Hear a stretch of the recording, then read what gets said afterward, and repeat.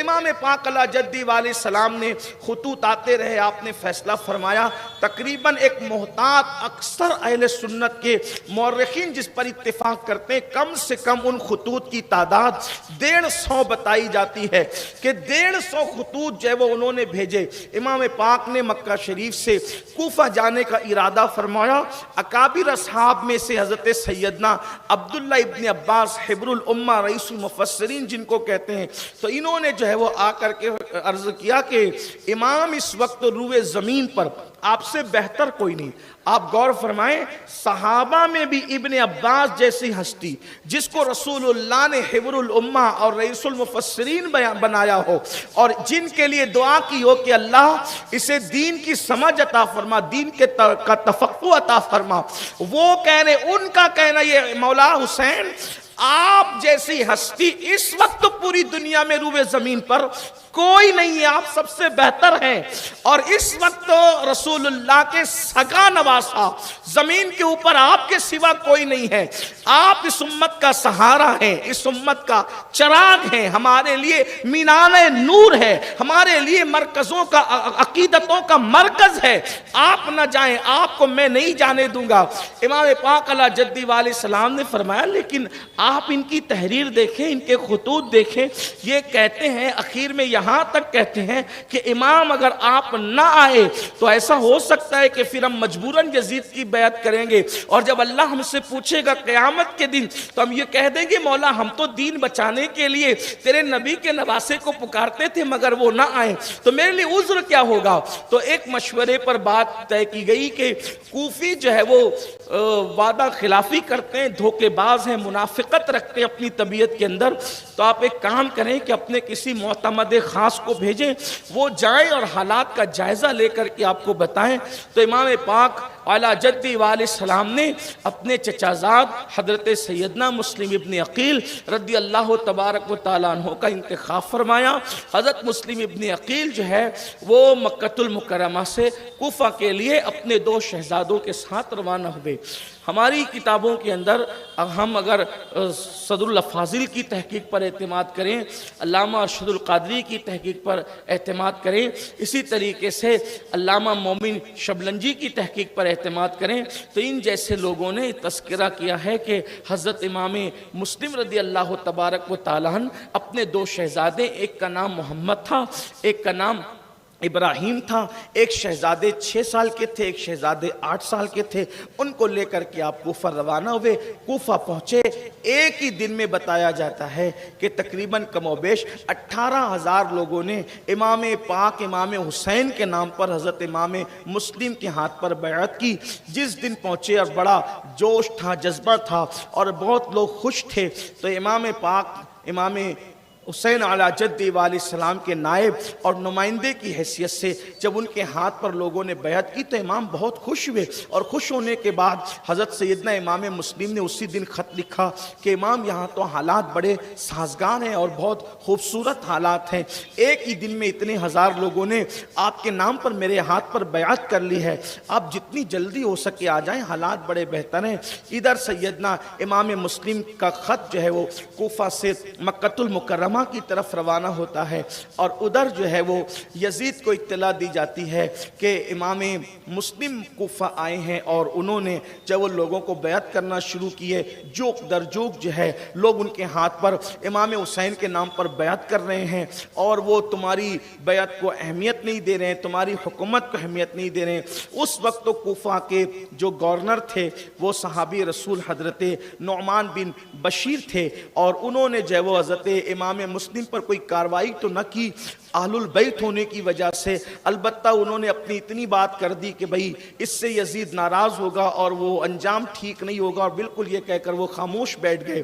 کچھ مخبروں نے یزید کو خبر دی، یزید نے اپنے دور کا بدترین انسان جس کا باپ بھی زنا کی پیداوار تھا، یہ محققین کا اپنا قول ہے، کہ جب یزید نے دیکھا کہ صاحب فطرت صحابی رسول حضرت نعمان بن بشیر رضی اللہ تعالیٰ کوئی خلاف نہیں جا رہے، کوئی کاروائی نہیں، حالانکہ وہ گورنر ہیں، کوئی انہوں نے خلاف کاروائی نہیں کی، جتنی ایک طالب علم ہونے کی حیثیت سے اہل سنت کی کتب میں ہم جانتے، انہوں نے کوئی خلاف کاروائی نہیں کی۔ گورنر تھے، تو اس نے جو ہے سوچا کہ میں کس کو منتخب کروں۔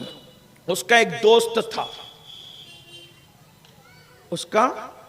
دوست تھا، ابن سرجون۔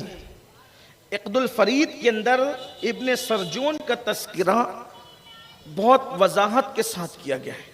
یہ یہودی کا بچہ تھا، یہ خود یہودی تھا ابن سرجون۔ تو اس سے مشورہ کیا۔ دیکھیں مشیر بھی کس کو رکھا گیا تھا، مشیر بھی اس نے رکھا تو ایک یہودی کو رکھا، اور اس نے ابن زیاد کا نام دیا اس لیے کہ شرافت کے کام شریف لوگ ہی کر سکتے ہیں اور رذالت کے کام رذیل لوگ کر سکتے ہیں۔ تو چونکہ وہ جانتا تھا ابن سرجون کے عبید اللہ ابن زیاد کیا ہے، تو پیداوار زنا ہے، پلیدی ہے، تو اس نے کہا کہ یہ کام اگر کوئی سختی سے کرے گا تو عبید اللہ ابن زیاد کرے۔ تو عبید اللہ ابن زیاد بصرہ کا حاکم تھا، اس کو حکم ہوا کہ وہ بصرہ سے نکل کر کوفہ آئے۔ اس نے اپنے چھوٹے بھائی کو بصرہ کی جو ہے وہ گدی سونپی، اور وہ حجاز کے رستے سے اپنے چہرے پر حجازیوں کی طرح رومال اور ڈاٹا ڈال کر کے اور حجازی لباس پہن کر کے حجاز کے رستے سے مغرب اور عشاء کے درمیان وہ جو ہے وہ کوفہ میں داخل ہوا۔ کوفہ والے اس کو دیکھ کر سمجھے کہ امام علی مقام تشریف لائے، انہوں نے نعرہ لگانے شروع کیے، مرحبا یا ابن رسول اللہ، مرحبا یا ابن رسول اللہ، انہوں نے نعرے لگانے شروع کیے۔ لیکن بہرحال پھر یہ ہوا کہ وہ جو ہے وہ اہل البیت کے محبین کی گھر کی طرف قافلہ بڑھنے کی بجائے گورنر ہاؤس کی طرف بڑھا، تو لوگوں کو بھی حیرت ہوئی کہ امام علی مقام کو تو اہل البیت کے محبین کی طرف آنا چاہیے، یہ گورنر ہاؤس کی طرف جانے کا کیا مطلب ہے؟ اور وہ سب کو کنکھیوں سے دیکھتا تھا، اور جیسے جیسے نعرے لگتے تھے وہ جلتا اور بھونتا جاتا تھا۔ بالآخر وہ گورنر ہاؤس پہنچا تو حضرت نعمان بن بشیر نے دروازے بند کیے ہوئے تھے اور سمجھا تھا کہ امام علی مقام آ رہے ہیں، تو اس نے زور سے دھکے دیے اور آواز نکالی تو پہچان گیا کہ یہ تو ابن زیاد ہے۔ تو پھر اس کے بعد دروازہ کھولا اور اس نے کہا کہ اپنے آپ کو معزول سمجھو، اور ساری گورنری یزید نے مجھے سونپی ہے، وہ خط بتایا، اور اس کے بعد اس نے پھر جو ہے سب لوگوں کی چہرہ پٹی کر لی، اور راتوں رات اس نے جتنے اشراف کوفہ تھے ان سب کو جو ہے وہ گورنر ہاؤس میں جمع کر لیا۔ حضرت ہانی کے گھر پہ امام مسلم رضی اللہ تبارک و تعالیٰ عنہ کا قیام تھا، اور امام مسلم رضی اللہ تعالیٰ عنہ کے جو شہزادے تھے وہ امام مسلم کے ساتھ تھے۔ اس وقت جگہ جگہ دعوتیں ہو رہی تھی اور بڑے ناز و نم کے ساتھ جو وہ ان کے ناز اٹھائے جا رہے تھے۔ بالآخر جب صبح ہوئی تو اس نے اعلان کر دیا جس نے امام مسلم کے ہاتھ پہ بیعت کی ہے وہ سب ان کی بیعت توڑیں اور یزید کی بیعت کریں۔ یہ بیعت وہ نہیں ہے جو ہم پیری مریدی کی بیعت کہتے ہیں، یہ وہ بیعت نہیں۔ دراصل یہ جب بار بار آپ بیعت کا ذکر سنتے ہیں تو یہ بیعت وہ ہے کہ جب مسلمان کسی کو اپنا امیر اور مقتدی اور پیشوا مانتے ہیں، خلیفہ مانتے ہیں، تو اس کے ہاتھ پر بیعت کرتے ہیں کہ آپ کے ساتھ وفا کریں گے، بغاوت نہیں کریں گے، جان و مال سے آپ کی مدد کریں گے، نصرت کریں گے، حمایت کریں گے، یعنی کہ گویا کہ اس کے ساتھ وفا کا عہد کیا جاتا ہے، اس کو بیعت کہتے ہیں۔ آپ کے خلاف نہیں جائیں گے اور آپ کو ہم اپنا امیر مانتے ہیں، پیشوا مانتے ہیں۔ تو یزید کی بیعت زبردستی لی جا رہی تھی۔ اب یہ ہوا کہ امام علی مقام کی طرف سے امام مسلم نمائندہ تھے۔ جب یہ اعلان ہوا تو کوفی جو تھے، ظاہر سی بات ہے ان کے یہاں وفا نہیں تھی، وہ ڈرے، اور ڈرنے کے بعد ان لوگوں نے جو ہے امام مسلم سے دوری اختیار کرنا شروع کر دیا، یہاں تک کہ المختصر حضرت ہانی کو بھی جو ہے وہ اس نے اٹھا لیا۔ اور امام مسلم کو جب پتا چلا کہ حضرت ہانی کو بھی اٹھا لیا تو آپ گھر سے نکلتے وقت اپنے دونوں شہزادوں کو حضرت قاضی شریح کے پاس جو ہے وہ بھیج کر کے آپ نے فرمایا کہ آپ ان کی حفاظت کریں، اور آپ تلوار لے کر کے نکلے کہ جس کے ہاں میں مہمان تھا، جو میرا میزبان تھا، اس کو جو ہے وہ انہوں نے خطرے میں ڈال دیا۔ تو امام مسلم جب گورنر ہاؤس کی طرف بڑھے تو بتایا جاتا ہے تقریباً 40 سے 50 ہزار کا مجمع آپ کے ساتھ ہو گیا کہ چلیں ابھی حملہ کریں گے۔ لیکن اس وقت بھی امام مسلم جو ہے جب گورنر ہاؤس کا گھیراؤ کیا تو آپ نے فرمایا کہ جنگ کا آغاز ہماری طرف سے نہیں ہونا چاہیے کیونکہ مسلمانوں کا خون بڑا قیمتی ہے۔ حالانکہ اس وقت اگر آپ اشارہ فرماتے تو پھر گورنر ہاؤس کی اینٹ سے اینٹ بچ جاتی، لیکن امام نے اشارہ نہیں فرمایا۔ ابن زیاد نے یہ کیا کہ جتنے شرفائے کوفہ کو اس نے جمع کر رکھا تھا، اس نے کہا کہ اگر تمہارے یہ رشتہ دار دار جو گورنر ہاؤس کا گھیراؤ کیے ہوئے، اگر ان کو یہاں سے نہیں ہٹاؤ گے تو میں تمہیں قتل کر دوں گا۔ ان کی جب اپنی جان پر بنائی تو انہوں نے اپنے قبیلوں سے اور رشتہ داروں سے کہا کہ ایک کام کرو کہ تم یہاں سے ہٹ جاؤ ورنہ ابن زیاد ہمیں مار ڈالے گا، اور اگر تم نے حملہ بھی کیا ہمیں بچانے کے لیے، ہم تک پہنچنے تک تو ہم مر جائیں گے، اس لیے کہ تم یہاں سے ہٹ جاؤ۔ تو جس قبیلے کے قائد نے اور جس قبیلے کے امیر نے، جس قبیلے کے بااثر شخص نے اپنے قبیلے کو کہا، وہ سب لوگ ظالم امام مسلم کا ساتھ چھوڑتے چھوڑتے چھٹ گئے۔ امام مسلم جب گورنر ہاؤس کی طرف بڑھے تھے تو 40 یا 50 ہزار لوگ آپ کے ساتھ میں تھے، اور جب شام ہو رہی تھی، مغرب کا وقت آ رہا تھا تو سب لوگ چھٹ گئے تھے، اور صرف 500 لوگ امام مسلم کے ساتھ رہ گئے تھے۔ امام مسلم مغرب کی اذان ہوئی، کوفہ کی مسجد میں نماز کے لیے پہنچے۔ جب نماز شروع کی تو اس وقت 500 لوگ پیچھے کھڑے تھے، اور جب آپ نے سلام پھیرا تو کوئی بھی ایک بھی آدمی آپ کے ساتھ نہ تھا۔ امام مسلم رضی اللہ تعالیٰ پھوٹ پھوٹ کر روتے تھے، آپ کی آنکھوں میں آنسو تھے۔ امام مسلم سوچتے تھے کہ یا اللہ، میں نے تو جو ہے امام علی مقام امام حسین کو خط لکھا ہے۔ کیا ہو رہا ہے بھائی؟ کچھ نہیں ہو رہا ہے، آپ کی توجہ اس طرف نہیں، کوئی بات نہیں ہے، آپ ذکر سنیں، آپ ایک بار درود شریف پڑھیں۔ بچوں کو آگے بیٹھانے کی مشکل یہی ہے کہ انہیں پیار سے میں اس لیے سوچتا ہوں کہ آگے بٹھائیں کہ ہماری قوم کا مستقبل ہے، لیکن بہرحال بچے بچے ہیں۔ اب یہ ہے کہ مجمع دیکھنے کی کوئی ضرورت آپ کو نہیں ہے، آپ کو ادھر ممبر پہ دیکھنا چاہیے، اور پھر بچوں کے ساتھ بڑے بھی بچے بن جاتے ہیں، اور جب لوگ پیچھے دیکھتے ہیں سبھی پیچھے دیکھتے ہیں۔ ایک بار درود شریف پڑھنے آپ اللہ رب، درود شریف پڑھیں عاشقوں کی طرح بلند آواز سے درود شریف۔ اللہ رب محمد صلی اللہ علیہ وسلم، نحن عباد محمد صلی اللہ علیہ وسلم، وعلا ذوی وآلی ابد الدہور وکرما، صلاۃ وسلام علیک یا جد الحسن والحسین، وعلا آلک واصحابک یا جد الغوث الثقلین۔ تو امام مسلم نے جب دیکھا کہ پیچھے کوئی بھی نہیں تو پھوٹ پھوٹ کے رونے لگے۔ اپنی جان کی پرواہ نہیں تھی، سوچ رہے تھے یا اللہ، میں نے تو امام علی مقام کو خط لکھا ہے، امام جب میرا خط دیکھیں گے تو ان کو مجھ پر اتنا اعتماد ہے کہ وہ میرا خط پڑھ کر تو کسی کے روکنے سے رکیں گے نہیں، اور وہ ضرور تشریف لائیں گے۔ بالآخر یہ ہوا کہ آپ مسجد سے باہر نکلے تو دیکھا کہ کوفہ میں سب کے دروازے بند۔ کل تک جن کے گھروں میں دعوتیں ہو رہی تھی اور بہت ناز اور نم اور ہاتھ چومے جا رہے تھے، بیعتیں کی جا رہی تھی، لوگوں نے اپنے دروازے بند کر دیے جان کے خوف سے۔ اے کوفہ والو، قیامت تک تمہاری بے وفائی کو لوگ یاد کرتے رہے، لوگ تمہاری بے وفائی کے چرچے کرتے رہیں گے۔ اور ایک بات آپ دیکھیں، آپ جب کبھی کوفہ جائیں تو کوفہ میں آپ ہمیشہ دیکھیں گے کوئی کتنا بھی مالدار ہوگا، اس کے چہرے کو کبھی آپ کھلا کھلا نہیں دیکھیں گے۔ کوفے والوں کے چہرے آج بھی ایسا لگتا ہے کہ جیسے اترے ہوئے چہرے ہیں، پتہ نہیں ان کے چہروں پر کیا ہے۔ ان کے چہروں کو میں نے کبھی جو ہے وہ کھلا ہوا نہیں دیکھا، کوفہ والوں کے چہروں پہ کبھی رونق نہیں دیکھی، پتہ نہیں، اللہ جانے۔ اسی طریقے سے جو ہے شامیوں کا بھی حال ہے، اور آج کل کے شامی تو کوئی مجرم نہیں ہے، لیکن اتنا ضرور ہے کہ نسلاً بعد نسلیں بھی بہت ساری چیزیں منتقل ہوتی رہتی ہے، اور آل نبی کے خون کے جو وہ حرمت کو پامال کرنے کی یہ نحوست ہے کہ جن کے دامن پر دھبے ہیں، اول تو ان کی نسلیں ختم ہوئی، اور اگر کسی کی نسل باقی بھی ہے تو کہیں نہ کہیں برابر وہ دھبا اس کی پیشانی پر آج بھی نمایاں ہے۔ اللہ تبارک و تعالی ہمیں محفوظ رکھے، حق کے ساتھ حق کا ساتھ دینے کی توفیق عطا فرمائے، حق بولنے، حق کو قبول کرنے اور حق کو عام کرنے کی اللہ تعالی ہمیں توفیق عطا فرمائے۔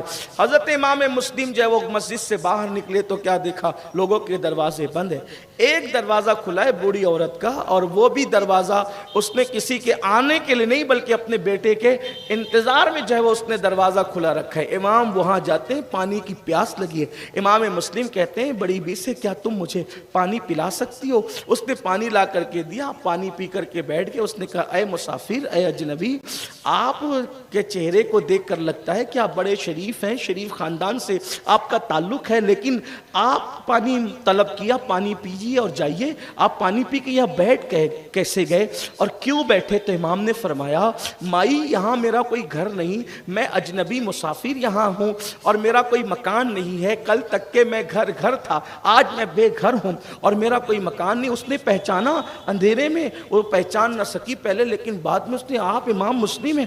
جی امام مسلم ہوں۔ کہا آپ ایک کام کریں، میں اپنے بیٹے کے لیے منتظر تھی، آپ گھر میں تشریف لائیں، اور اتفاق سے اس شریف ماں کا بدماش بیٹا ابن اشعث کے دوستوں میں سے تھا۔ امام مسلم کو جب اس نے اپنے گھر میں پایا تو اس نے مخبری کر دی اور ابن اشعث کو بتایا۔ ابن اشعث کا پورا نام محمد ابن اشعث بتایا جاتا ہے، لیکن چونکہ جس بندے کی بھی ہم برائی جب اس کی ذکر کرتے ہیں اور اس کا نام محمد ہوتا ہے تو پھر ہمیں اس کا نام نہیں لینا چاہیے، بلکہ اس کے باپ کے نام سے یہ اشارے کنایے بیان کرنا چاہیے۔ تو اس کا نام تو تھا محمد ابن اشعث، لیکن ہم اس کو پورا نام نہیں لیتے بلکہ اس کو کیا کہتے ہیں؟ ابن اشعث کہتے ہیں۔ اسی طریقے سے ایک صاحب کا نام محمد ابن عبد الوہاب ہے، لیکن ہم اس کو محمد ابن عبد الوہاب نہیں کہتے بلکہ ابن عبد الوہاب ہی کہہ کر کے اس کو پکارتے ہیں۔ اس طریقے سے اس کا خیال کرنا چاہیے کہ کسی بھی طرح سے نام محمد کی بے احترامی نہ ہو، بلکہ اگر کسی کا نام محمد ہو تو اس کا نام لے کر کے اس کو گالی نہیں دینا چاہیے، اس کا بھی آپ کو احترام کرنا چاہیے، عزت کرنا چاہیے۔ البتہ آپ جس کو گالی دے رہے ہیں تو معاذ اللہ یہ گالی رسول اللہ کی طرف نہیں جاتی، کیونکہ آپ کی نیت تو اس کو دینا ہے، لیکن جتنا ادب میں آگے بڑھو گے اتنا اللہ تبارک و تعالیٰ آپ کو نوازے گا۔ ہزاروں سال کی عبادتیں وہاں تک نہیں پہنچاتی جہاں انسان کو ادب پہنچاتا ہے، اور پھر یاد رکھنا اللہ اکبر، ہزاروں سال کے گناہ آپ کو اتنا نقصان نہیں پہنچاتے جتنا بے ادبی آپ کو نقصان پہنچاتی ہے۔ اس لیے بادب بنو، بادب با نصیب، بے ادب بد نصیب، الدین کلہ ادب، دین پورا کے پورا ادب کا نام ہے۔ ہمارا مذہب ادب، ہمارا مسلک ادب، ہمارا مشرب ادب، ہماری تہذیب ادب، ہمارا تمدن ادب، اس لیے ادب کے ساتھ رہو اور اپنی زبان کو کنٹرول میں رکھو۔ بہرحال ابن اشعث اس بڑھیا کا بیٹا، ابن اشعث کا دوست تھا جو وہ اس بڑھیا کا بیٹا، اس نے مخبری کی، اور مخبری کرنے کے بعد حضرت سیدنا امام مسلم رضی اللہ تبارک و تعالیٰ کو ان لوگوں نے جو ہے گرفتار کرنے کے لیے بھیجا۔ لیکن آپ سن چکے ہیں کہ رسول اللہ کے گھر کے ہاشمی جوان جو تھے اللہ نے ان کو بڑی بہادری عطا کی تھی، اور وہ بڑے بہادر تھے۔ جب وہ گرفتار کرنے کے لیے آیا تو حضرت سیدنا مسلم ابن عقیل نے تلوار نکالی اور تلوار نکال کر ان سے مقابلہ فرمایا۔ جب مقابلہ کیا ان سے، ان کو ایسا لگا کہ ہم ان پر جو ہے وہ قابو نہیں پا سکتے، تو ابن اشعث نے کہا کہ مسلم، ہمارا ارادہ آپ سے لڑنے کا نہیں ہے، جنگ کرنے کا نہیں ہے، جھگڑا کرنے کا نہیں ہے، آپ ابن زیاد کے پاس چلیے، بات کیجئے۔ امام مسلم نے فرمایا میں بھی لڑنا نہیں چاہتا، میں بھی لڑنے کے لیے نہیں آیا، لیکن بات اتنی ہے کہ جو ہے وہ بغیر لڑے اگر بات ہو جاتی تو بہت اچھا ہے۔ حالانکہ جو ہے وہ اس لڑائی کے اندر آپ نے کئی لوگوں کو قتل بھی کر دیا تھا، ان لوگوں نے امام مسلم کو زخمی بھی کر دیا تھا۔ زخمی لہو لہان ہونے کے باوجود بھی امام مسلم کا ان کو خوف تھا، اور انہوں نے کہا ہم آپ کو امان دیتے ہیں، ہم آپ کو پناہ دیتے ہیں۔ حضرت سیدنا امام مسلم کو انہوں نے کہا آپ سواری پر بیٹھیں، کھچر پر بیٹھیں اور ابن زیاد کے پاس چلیں، گورنر ہاؤس چلیں۔ حضرت سیدنا امام مسلم جیسے کھچر پر بیٹھے اور چلے۔ یہ جب انہوں نے امان دی تھی، عرب والے جب کسی کو امان دیتے تھے تو امان دینے کا مطلب یہ ہوتا تھا کہ وہ کتنا ہی بڑا دشمن ہے، جب امان دے دی ہے تب اس کے ساتھ دھوکہ نہیں کریں گے۔ عرب والے زبان کے بڑے دھنی۔ سیدنا امام مسلم جب کھچر پر بیٹھے تو دھیر سے آپ کی تلوار نکال لی گئی۔ تلوار نکالی تو آپ نے بلند آواز سے پڑھا انا للہ و انا الیہ راجعون۔ ابن اشعث تو مجھے امان دے چکا ہے، تلوار نکالنے کا کیا مطلب ہے؟ اور یوں ہی میں زخمی ہوں جب میں کہہ چکا کہ میرا ارادہ جنگ کا نہیں ہے۔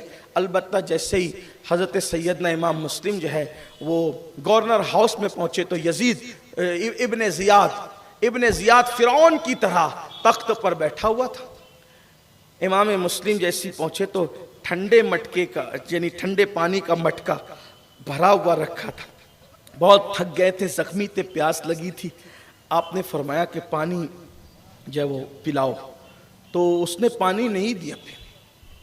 امام مسلم کو پانی پینے کے لیے نہیں دیا، اور اس کے بعد اس نے جب حضرت امام مسلم سے گفتگو کی تو اس نے کہا کہ آپ کی جان اسی طرح سے بخشی جا سکتی ہے کہ آپ حسین کو اور اس کے باپ کو لعنت کرے، گالیاں دے۔ حضرت امام مسلم نے فرمایا کہ میں واللہ مرنا پسند کرتا ہوں، میں لعنت کرتا ہوں تجھ پر اور تیرے باپ پر۔ یہ جرأت تھی ان کے اندر، امام مسلم میں جرأت تھی ابن زیاد کے سامنے۔ فرمایا کہ تجھ پر تیرے باپ پہ لعنت کرتا ہوں، او ابن مرجانہ، تو علی کو اور حسین کو گالیاں دینے کی بات کرتا ہے، میرے آقاؤں کو، مجھ سے نہیں ہو سکتا۔ اس نے کہا تو ٹھیک ہے، مرنے کے لیے تیار ہو جائیں۔ تو امام مسلم نے کہا کہ ٹھیک ہے، اور آپ نے پھر جو ہے وہ کچھ وصیتیں فرمائی. وہاں پر عمر بن سعد موجود تھا، حضرت سعد ابن ابی وقاص رضی اللہ تبارک و تعالیٰ کا بیٹا. آپ نے فرمایا کہ یہاں تو میرے رشتہ داروں میں عمر سعد ہی ہے. اس نے کہا میں کوئی وصیت نہیں سنتا. یعنی حالات کے دھارے میں کیسے لوگ بہتے ہیں. دنیا نے وصیت کی بات کی تو کہا میں کوئی وصیت نہیں سنتا. ابن زیاد نے ہنستے ہنستے کہا یار تمہاری رشتہ داری سن لو، عمل کرنا نہیں کرنا تو اب بات کی بات ہے. البتہ عمر سعد نے پھر وصیت سنی. امام مسلم کو پھر اس کے بعد گورنر ہاؤس کے اوپر لے جایا گیا. امام درود شریف پڑھ رہے تھے اور بہت پھوٹ پھوٹ کے رو رہے تھے. ابن زیاد ہنستے ہوئے کہتا ہے موت سامنے دیکھ کر بہادر بھی روتے ہیں. تو امام مسلم نے فرمایا واللہ میں موت کو سامنے دیکھ کر نہیں رو رہا ہوں، میں نے امام حسین کو خط لکھا ہے کہ حالات اچھے آپ آ جائیں، اور وہ مجھ پر اتنا اعتماد کرتے ہیں کہ وہ جب میرا خط پڑھیں گے تو ضرور آئیں گے، اور وہ بال بچوں کے ساتھ آئیں گے، بیویوں کے ساتھ آئیں گے. میں ان کو یہ انجام سوچ کر کے رو رہا ہوں. اور پھر اس کے بعد امام مسلم نے جو ہے بلند آواز سے درود شریف پڑھا اور کہا کاش مجھے بات کوئی میرے امام تک پہنچا دے. امام آپ نہ آئے، ان کوفیوں نے ہمیشہ کی طرح بے وفائی کی ہے. اللہ اکبر. اور پھر اس کے بعد حضرت سیدنا امام مسلم درود شریف اور کلمہ شریف پڑھ رہے تھے کہ آپ کی گردن کو جو ہے جلاد کے ذریعے سے تلوار سے کاٹ دیا گیا، اور پھر آپ کا سر لے کر کے آپ کے وجود ناس کو کوفہ کے گورنر ہاؤس سے زمین پر ڈال دیا گیا اور آپ کی لاش چکنا چور ہو گئی. یہ پہلی شہادت تھی گویا کہ کربلا کی شہادتوں میں سے. انا للہ و انا الیہ راجعون.